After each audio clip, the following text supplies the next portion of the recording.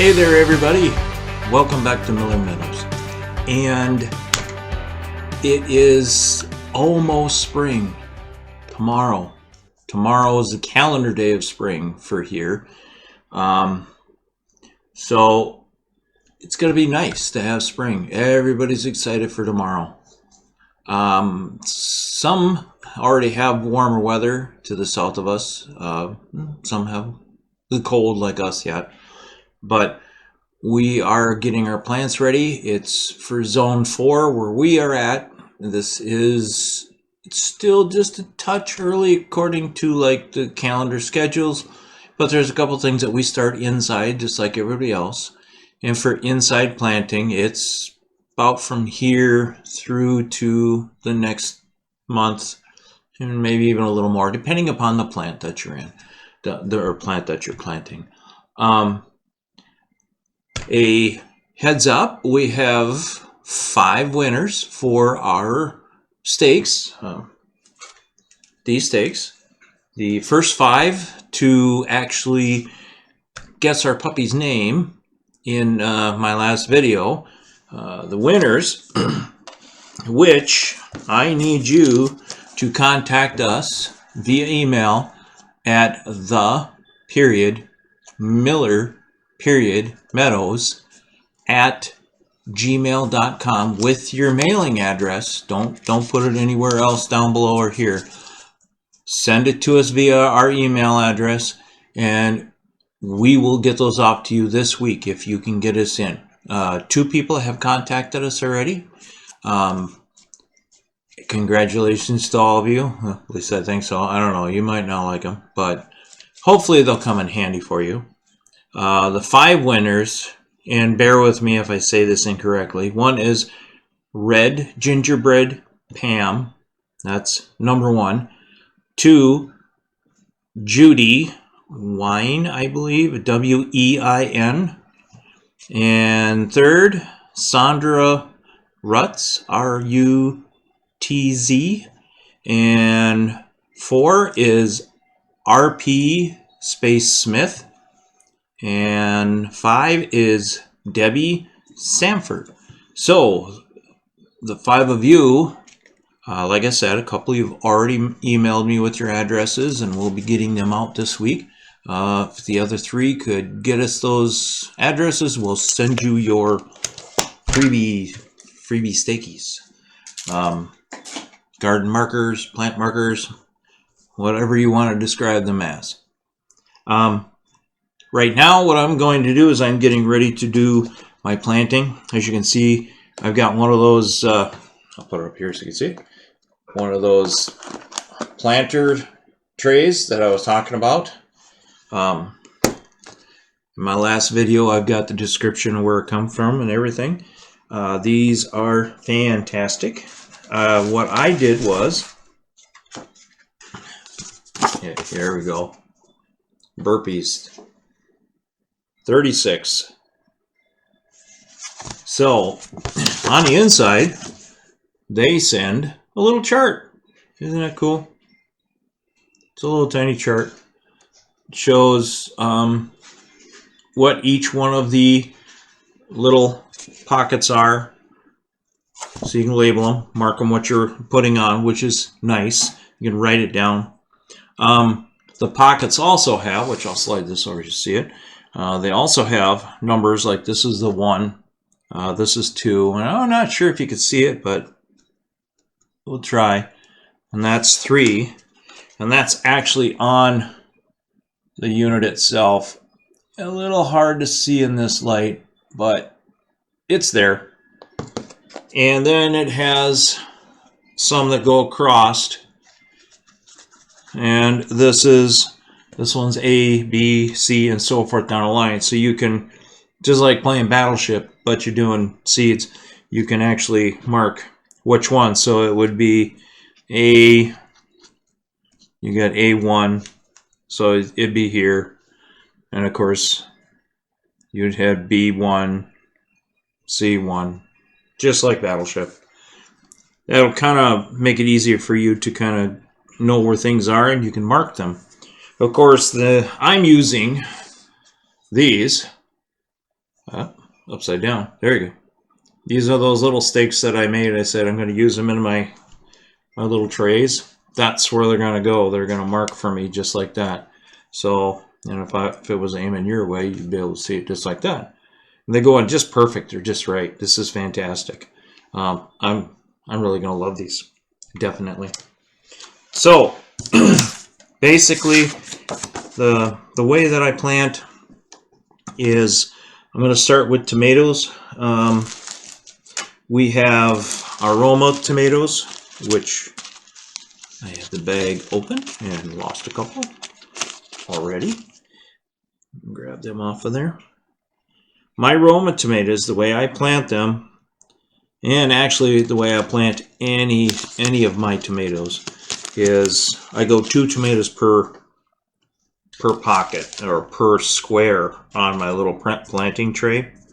That way I'll have 2 tomatoes in one, and if one dies, well, then the other one takes over and it gets the whole little square. But if they both live, I can pull them apart carefully and plant them independently. And we've got red solo cups we use. The reason I use the red solo cups is I try to give them a little bit more space, and the red solo cups kind of block the light from getting to the bottom of the cup as much, because you don't want your roots being exposed to the light.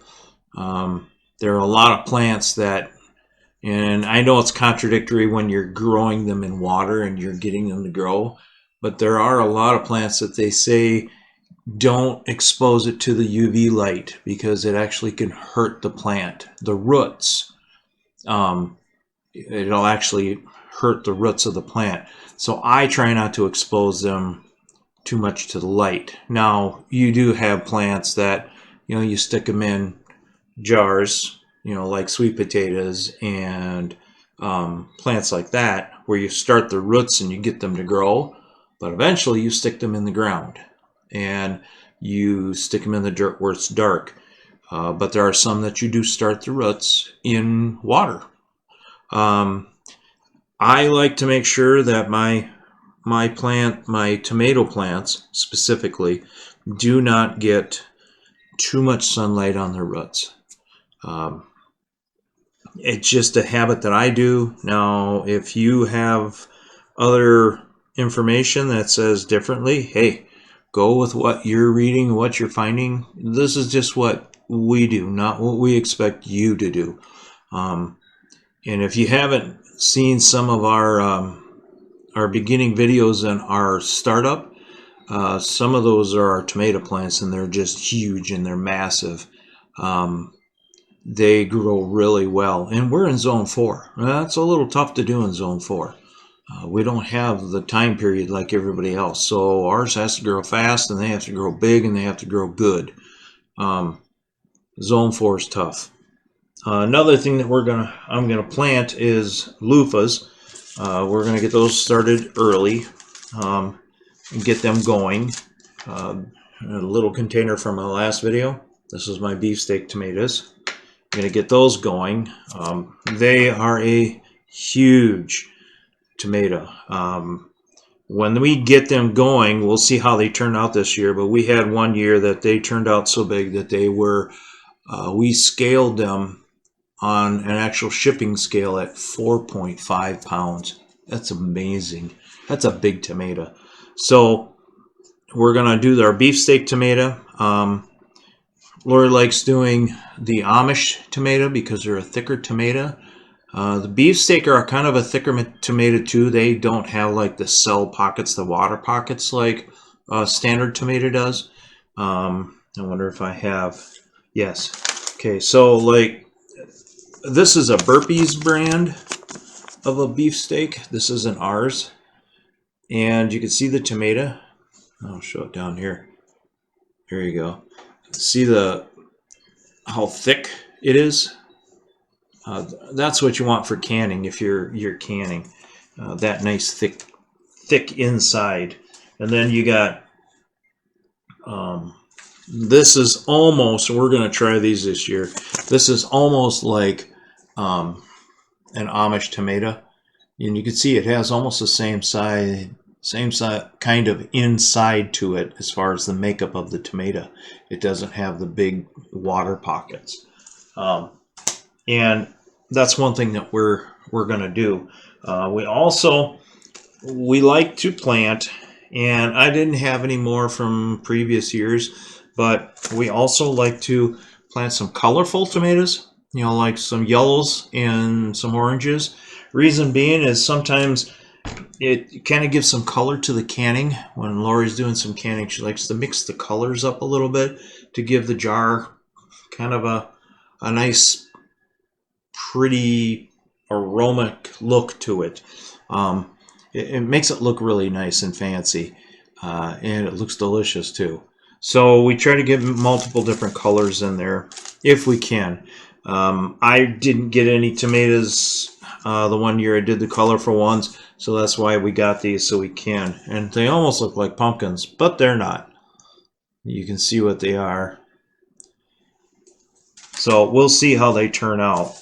Another one that I plant is banana peppers. I love banana peppers. And as you can see, I got a ton of banana peppers. And these, in comparison to some of the store seeds, are huge.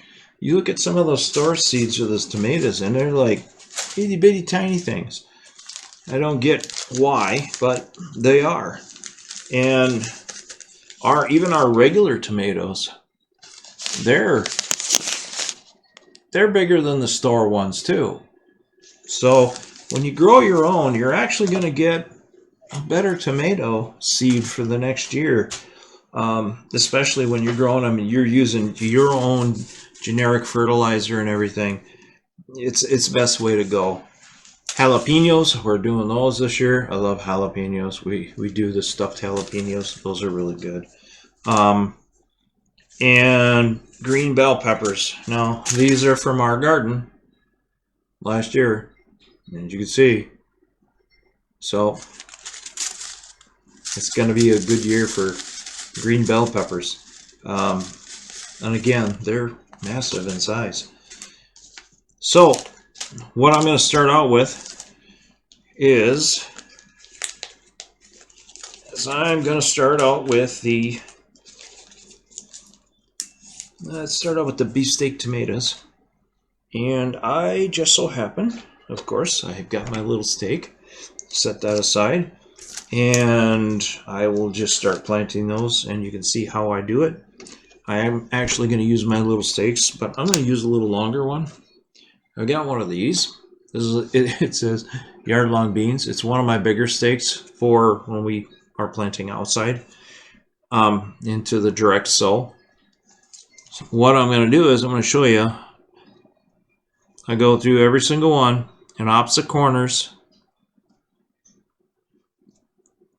I put 2 little holes. Don't have to be fancy. Nothing great about it. And then we'll get these planted. And after I get them nice and planted, we will take and show you the progress as they're growing. The dirt that we use, I know some people are going to ask about the dirt. Sometimes it's our own compost. We try to go with just our own compost because we find that some of the dirt out there has not been very good at the stores, and there's been people that have been losing plants. The dirt just hasn't been good, and it's actually been detrimental to the plants, and we can't afford to lose our plants. So we try as much as possible to use our own. And another thing that we use as far as our compost goes is rabbit manure. Rabbit manure is one of the best manures that you can use for fertilizer. Another one actually would be goat manure. The reason being is rabbit manure is not it's not a wet manure, which means it doesn't heat up. If you've ever, and I don't know how many of you ever lived on a farm or been around cows, or even been in like the fairs, and you can see a cow using the restroom, and it's steaming. Well, it's steaming because it's hot, not just because it just came out. As it deteriorates, it will actually get even hotter. And it could actually burn your seeds. You got to be real careful about that. There's only certain fertilizers that work well. I have heard that horse manure is a good one, but like cow manure, chicken manure, there's a few other ones, pig manure. Those you shouldn't use on your garden right away. That you should compost and let it go through its cycle. And then after it goes through its cycle, you can mix it in with some dirt and let it finish its decay cycle before you stick it on your garden. It would not be good. The best thing that we use is rabbit manure. It's perfect. It's a cold manure. It's a dry manure. Basically, if you were to break open a dropping from a rabbit, using gloves, of course, you'd tell the inside there's no water. It's a dry manure. It's not like a liquidy. Horse manure is kind of the same way. You take that and you break it open, you can see that it's not liquidy. It's dry. But a cow manure, if you step on it, it squishes everywhere because it's wet. It is not a dry manure, and it does tend to damage your plants. So just be real careful about that one. Rabbit manure is the best. And so what we're going to do is, and I don't care if I drop more than one into one of the holes. If I get 2 plants that come out of it, not a big deal. If one dies, then I got an extra one that's popping up. And I just drop them in. And a lot of times, now that I got these nice little stakes, I can make sure they get in the hole. I try to let them drop down about less than 1/4 of an inch.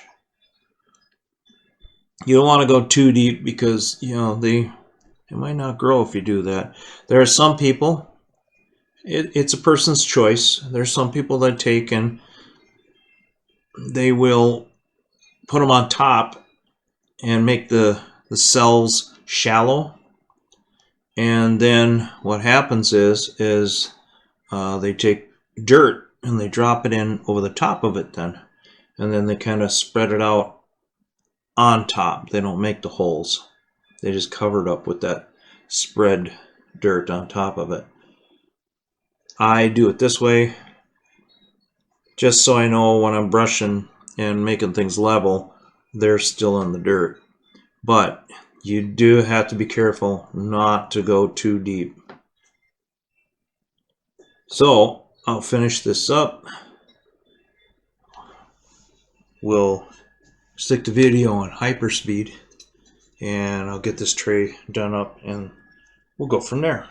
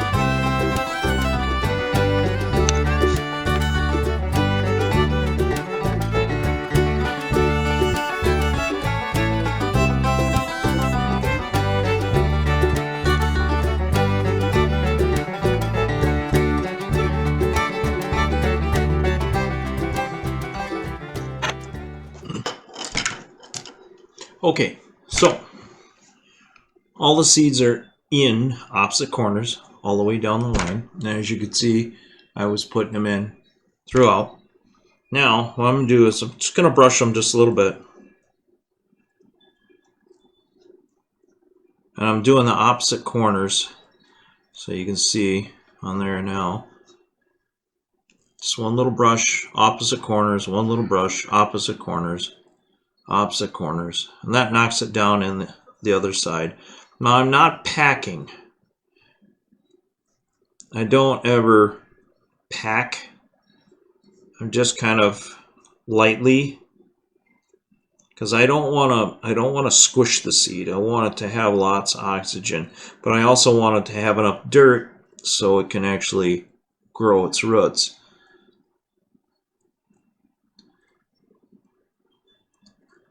Lightly. There we go. And some of them, you know, if you're buying seeds from the store, you'll find out that some seeds are like, wow, that doesn't look very healthy. So then what you're going to do is drop 2 seeds in one hole. Because you know that, well, that one don't look right. It might not make it. Go with your gut instinct. Usually a seed is, it's a little, it's fairly round on the outside. But when you hold it sideways, and you can see the side view of it, so like, say this is the side view of the seed, it should be a little puffy in the middle because there should be a seed inside there. If it's squished in and it looks like it's bold shape, if it's bold, it's probably not a viable seed.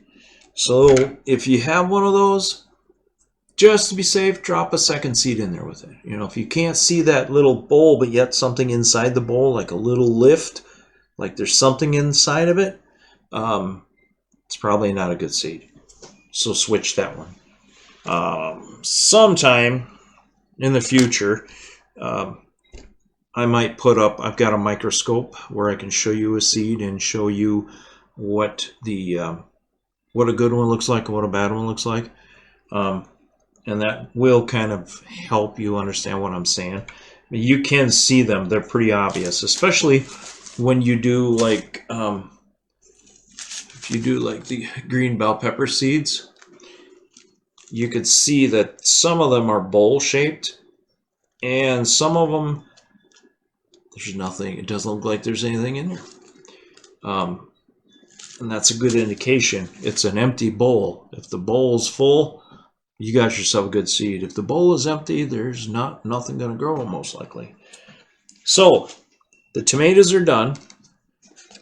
These are my beefsteak tomatoes. So I'm going to stick one stick in here. And I'm going to stick one stick in here. On both sides, you can see. And I'll spin it around. There's my stakes. It's marking all my tomatoes. And then I'm going to take and kind of wet it down a little bit. I do have one of those. It's a little pumper. You pump it up and you can pull the trigger and spray it and wet it down. I'll probably use that initially to get it wet down so you don't move the seeds around. That makes sure the seeds doesn't go. You can use a spray bottle to move the seeds around or to spray the dirt so the seeds don't get moved around. That works also. I'll show you. Stay right there. Poof, here I am. So, look. Any little spray bottle, it's a cheapie. It's like $1. You can get them at a dollar store. Get them anywhere you can. And basically, this one's set.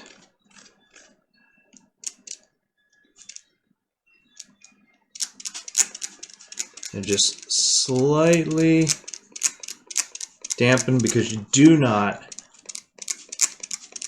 want to take like any kind, even a little tiny watering can. If you go to hit it, you're gonna move the seeds around and you have the chance of knocking those seeds out of the dirt. They'll actually literally, just from the pressure of the water being pushed into the cell of the dirt, you can actually flush them to the surface. Then they won't grow. But if you use a little sprayer like this, you're wetting it down, and you're actually getting each one of those little tomatoes seeds nice and wet without moving them out of the dirt. So now they're all happy. And this way you got a little bit more control too. I mean, think about it. You can squeeze it as hard as you want or as little as you want to get whatever pressure. But start out slow.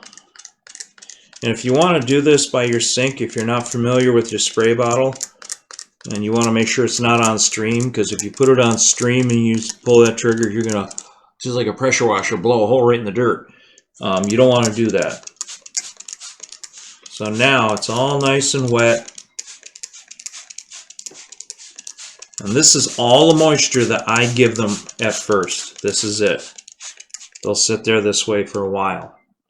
And I will check on them to make sure how wet they are.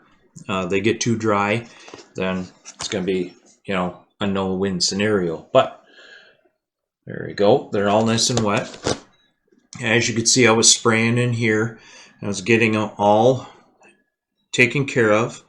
Now, I just noticed, and you're going to find this, some of the dirt you get, there's sticks in it. Depends on the quality of dirt. This actually was expensive dirt, and there was actually sticks in it. So, if you can pick the sticks out before, it's good. If you want all these sticks in, you can, but sometimes that can cause some problems, especially when you're working with the dirt and you're trying to pull them apart. So, that's how I'm initially going to plant the tomatoes. So now I'm going to move these guys out of the way. Before I do, looking at this, the nice thing about these trays, you can actually lift out the inside just like any of the other trays, but when you lift out the inside, you can lift it out and you can pour water in the bottom. I do not, once this is done on the top and all of this is good and they start sprouting, because I stick these on warming mats, I do not water them from the top. I used to. I started doing it that way, and it's like I could never get them to grow because every time I tried to water them, they weren't getting enough water, or when I did the watering can, it would wash everything out. So what I started doing is I'd fill the tray about halfway, and then I'd set this back in. Now the moisture will draw up through, and you're not getting the limbs or the actual little leaves of the plants as they're growing. The sprout leaves, you don't want to get them too wet. You can cause a lot of problems that way with your poor little plants. So if you fill the bottom up and don't spray the leaves of the plants, they'll be able to pull that water up. They'll stay dry, so you won't get like a fungus or anything on them. And your dirt won't get get that fungus that you can get once in a while. They'll stay dry and they'll grow much better for you. Some people say you can use cinnamon to keep the fungus in the dirt from happening. I don't know if that's necessarily true. I've tried it. It really didn't seem to help, but I'm not sure. That's something that you have to experiment yourself. But again, I fill the tray. I do not water from the top. If you want to water from the top, here's another trick you can do. Say you don't want to have to lift this up every time, and you want to water from the top, but you really don't want to get the little leaves wet from the plants, the sprouts. One hole, as you can see, I'll point over here, leave the corner hole open closest to you. That will become your filler hole for filling the tray. And these, if you can see, they're kind of see-through, so you can kind of see where the water is. Otherwise, as you're filling in the hole, you'll be able to see in the hole how high the water level is. So you can actually kind of monitor how much you're putting in, but you don't have to lift it up, and you can just put it in the hole. So any tray that you have, even the cheapy trays, leave the corner one open, and then you can go ahead and you can fill with that corner. These are small enough, it's strong enough. I think I'm just gonna lift this out, pour the water in, and set it in. Keep in mind, you don't have to go very far up, because once you put this back in, it's going to do what's called a displacement of water. So the water has to go somewhere where the plant bottom trays aren't, and it's going to push it out and around. So it won't take a lot. You might be better off, instead of guessing at first, use the corner hole. It might be better for you. I know how much it should fill up with, because I've already experimented, and you can experiment too.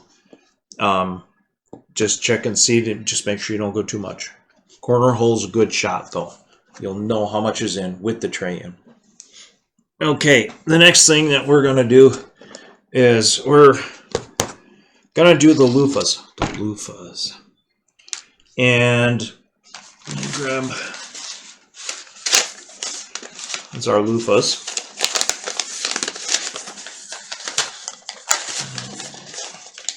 We're going to plant these. We're going to use the other tray. Now these are our loofahs.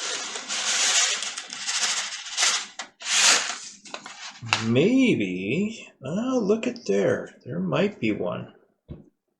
All right, here's a good example. Now, I don't know if you can tell or not. Maybe not. Maybe I hold it sideways, you can see it.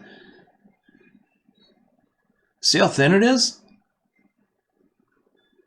Yeah, right there. I'm holding it on the edge so you can see it. I'll put it down here too. Super thin, because there's no seed. It's a bowl. Then, come here. You grab a good one. Ooh. Boy, he wants to get planted. He's like, let's go, let's do this, I'm gonna grow. You look at him, and he's a lot thicker. And because he does not have the bowl, he's more filled in, which means he's a viable seed. And he wants to go so bad, he gets to go first. So what I do here, I only do one, and I put them right in the middle. I make the small hole again. And everybody has their own way of doing it. Some people just push them in the dirt, and that works for some people. Some people do just like me. Some people do the same thing again, where they just they put enough dirt in there to make it shallow, and then they do their own. And then they drop it in on top, more dirt in on top of the ones that they put in there. So do your own, do you, whatever works for you. Seed planting is seed planting. There's no, to be honest, there's really no fancy or not fancy way of doing it. You just put the seed in and cover it up. It's that simple. You can read on the back of the packages for depths if you need, if you want to see what the depth is supposed to be. And that'll kind of give you an idea. Loofahs, I tend to myself, I grab them like this and I drop them straight down, so they're kind of aiming up and down. No matter what direction you put them in, believe it or not, the seed is still going to grow up. All plants reach for the sun. Even plants that get caught underneath like highways and tar, it's amazing, but the plant is a fantastic, powerful little bugger, because they can grow through cement, they can grow through tar. Once that seed starts growing, it has the power to grow through and push everything out of its way. So never underestimate a seed. It does some pretty amazing stuff just so it can reach the sun. That's its sole purpose. So I will finish this up and we'll go to the next one.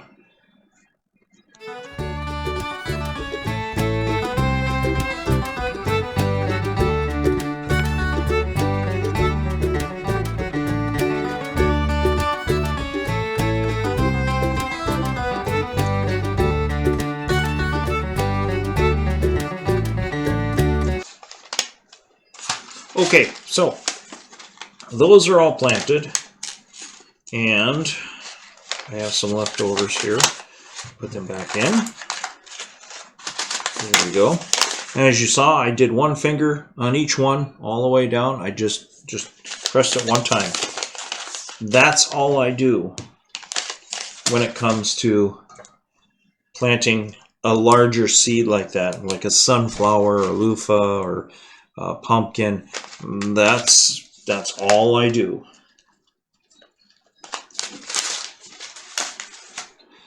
So I am going to take, since this whole tray is loofah, I am going to take my loofah stakes and I'm going to put them in. And then, as you can see, okay, so I'm going to spray. You can see how I'm getting it wet, not a lot of pressure. Trying to look at the other camera side, making sure you guys can see that.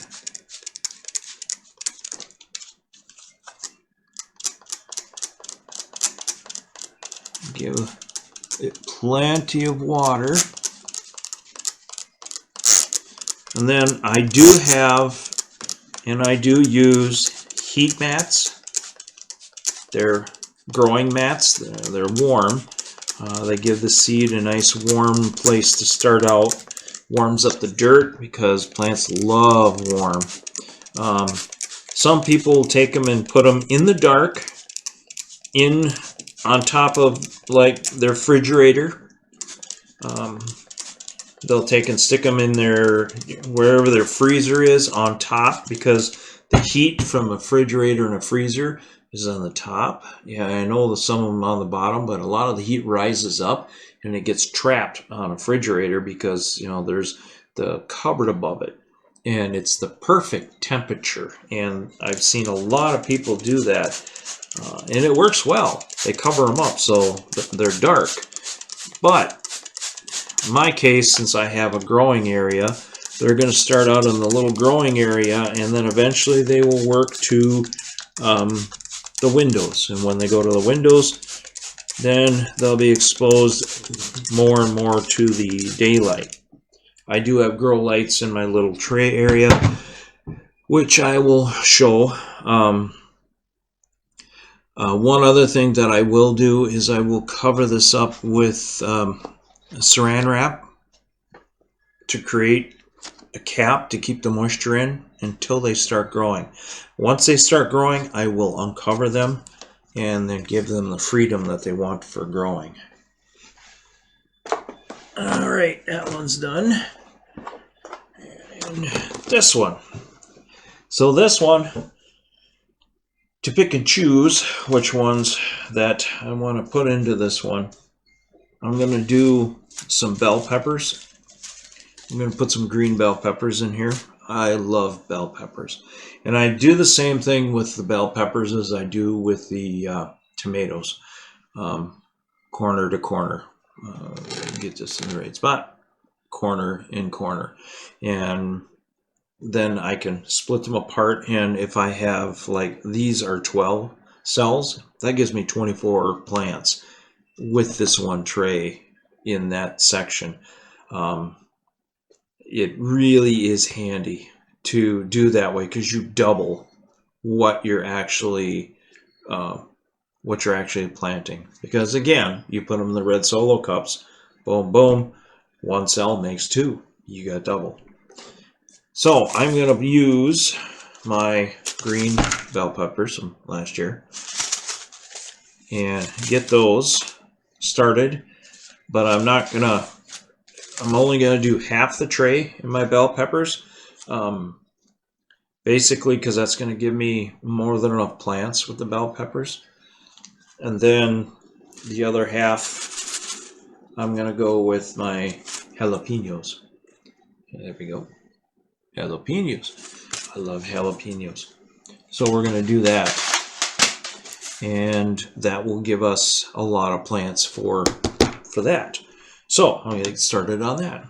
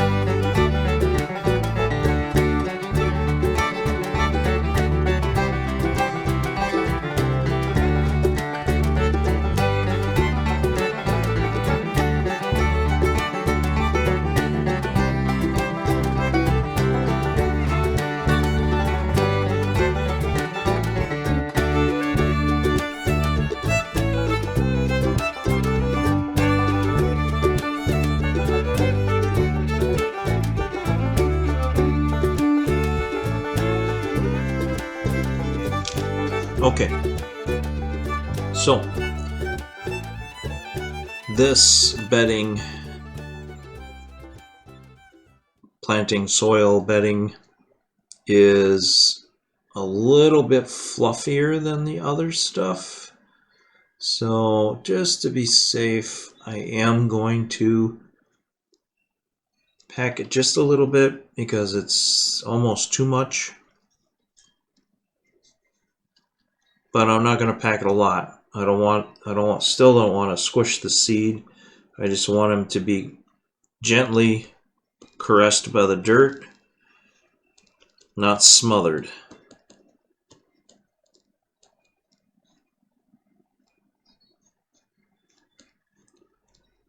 There we go. There. So these are peppers, and realistically, I have to make more stakes because right now I have just the pepper on it, and I need to mark these as banana peppers and as green peppers. So I'm going to take and make a note because I do not have any stakes that I can see that say green peppers on them yet. There's one thing that I did not print. And it's not something that'll take a long time to do, but I really need to do it. So I have it marked. And again, another one. And I'm marked. I'm going to take and I'm going to gently spray.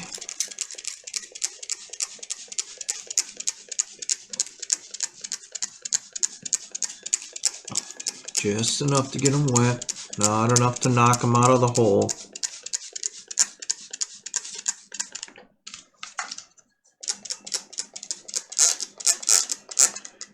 This is where the little spray bottle comes in handy. And like I said, I do have in my growing area, which is a little further away than I wanted to go, I do have a pump spray bottle that you fill up with water, and then you pump it up just like one of those big weed sprayers, except for you just put your plant water in it. If you use plant food or whatever, you can put that in it too. But I have one just for watering some of them that need water on the top. And for my house plants, because sometimes, you know, they like a little TLC, a little bit of water on them and wiped. Kind of keeps the dust off of them. There, that is done. Tray 3 is done. It's all set. I did find some garbage in the dirt, which you're gonna find that, even the expensive stuff. So that's about all there is to it. That's about all I do. I take care of them as we go. I'll let you guys follow along for these, and I'll show you the new little markers for the peppers. They'll say bell peppers, and we should be all set to go for this one. I would like to say thank you to everybody who has been following us. It means a lot to us. We are happy that we can help people learn how to can. And I'm happy that I can give how I do things in gardens and how I do the trays.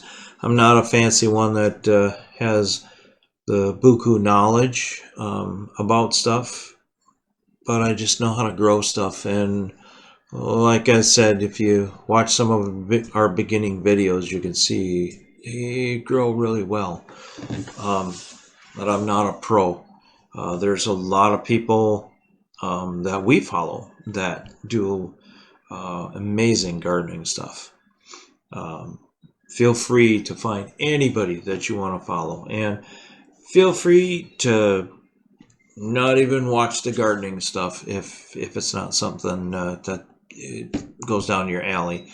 This is just to show you what we do and how we get our food from the garden to Lori's canning, and kind of our steps to do it. So I'd like to say thank you for following us again. Thank you for supporting us, and congrats to the winners of the stakes. We may have some giveaways for some seeds sometime. We'll see how that goes. No promises, but we may do that. We've had a couple people ask about buying stakes. The process to do so, I really have to think about. If we do, we have them someplace that you can go to buy them. But right now we don't. We're not necessarily trying to make money off of that. It's just something that I came up with because I got tired of the stakes fading and disappearing. We have had suggestions about a pencil, that writing with a pencil on there makes it last longer. I've tried pencils. They do wipe off, at least the ones that I do, and maybe they were just a smoother pencil. And then there's some that the pencils won't write on because it's there's something about the plastic. It just doesn't wipe. It doesn't write on it. But my solution was printable stakes. And if you do have a printer, that's the best way to go. Just get the program and go ahead and make yourself some stakes. Otherwise, again, I may start selling them. We've got to figure it out and see. It takes 15 minutes to make one stake. It takes a while because plastic printers don't move very fast. There are some newer ones out there, but the one that I have doesn't. And if we decide to do this, we'd have to come up with a solution on how to make them a little faster, because there'd probably be more demand than what I can make in the amount of time needed to suffice everybody. But thanks again, and happy to have you with us. Happy to have you here. And thanks for watching the video this evening and seeing how we do this. And thanks for watching Lori's videos. She's really happy to help people out and be there for people. She tries her best to answer any questions that you may ask on the threads. And you can also find her at Snug. Just about any question can be answered there.